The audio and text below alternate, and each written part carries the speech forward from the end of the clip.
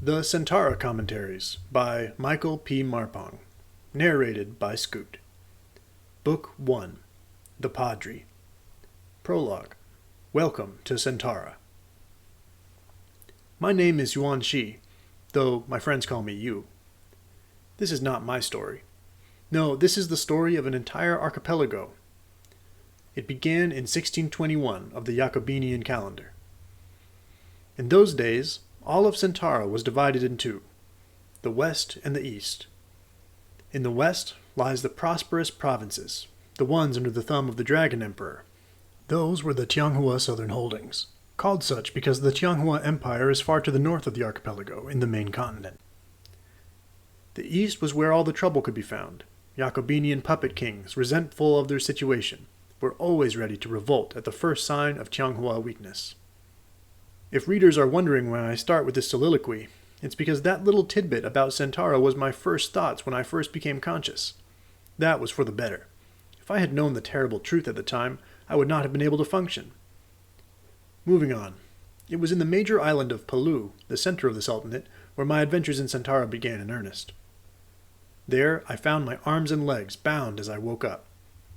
Of course, I only knew of my location after my ordeal was all said and done. At the time, I had no idea what was going on. I was like a newborn babe, except instead of being surrounded by loving parents and kindly midwives, I got brigands.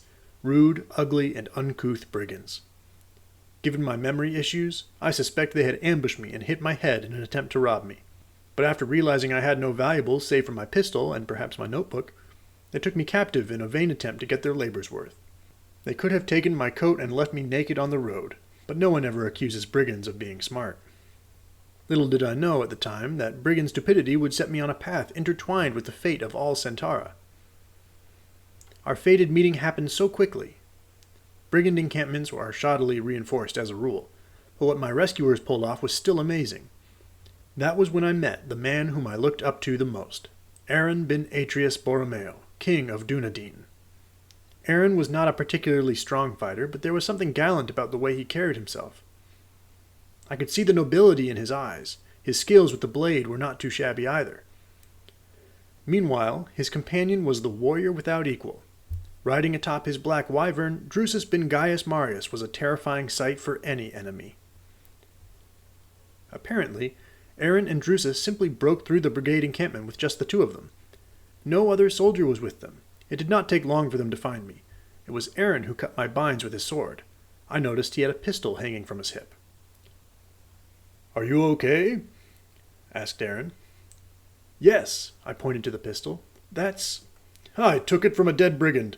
I didn't know bandits around here carry firearms, let alone one as fancy as this." "It's mine." "You're kidding."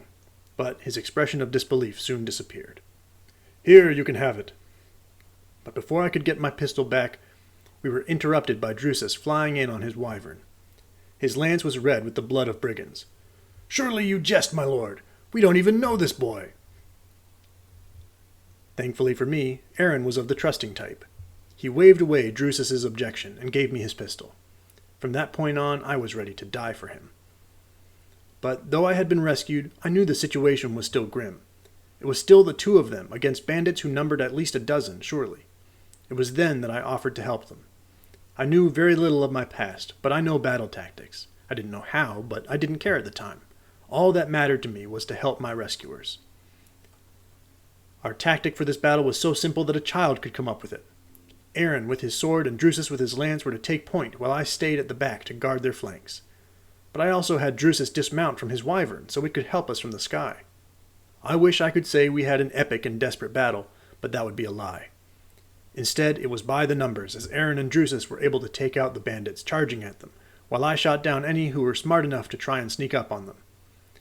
There was also the angry black wyvern charging from the sky. No one wants to be on the receiving end of that. Actually, we didn't even kill most of the bandits. Once it was clear that they were outmatched, they fled the encampment. Taking the prudent course, uncharacteristically, Aaron chose to let the survivors go. Though he made sure to torch down the encampment so they wouldn't be able to use it again. Afterwards, Aaron was ready to bid farewell to me. I was sad to see him go, but I would have done so if he hadn't told me his next destination, Mokasar. to help the Sultan of Palu against the Tianghua. I didn't know what came over me, but I genuflected before Aaron before asking to come along with him. There was a compulsion in me that made me want to go to Mokasar. I must have come across as a madman to my newfound friends as I begged them to take me in. Thankfully, Aaron was in good spirits and welcomed me in without hesitation. Later, I also learned that King Aaron actually had other soldiers with him. He just didn't bring them against the brigands because he didn't want to exhaust them in the march to Mokasar. He only attacked the encampment because he wanted to help the local villagers who had been suffering brigand attacks. Such actions from the king of Dunedin were the reason why I never think him a prudent man. A good man, yes. Prudent, no. But I can't complain. After all, he gave me my pistol, and my notebook too. Thank you for listening to this reading of the Santara Commentaries. For the continuation of the story, visit Germanicus Publishing at Substack.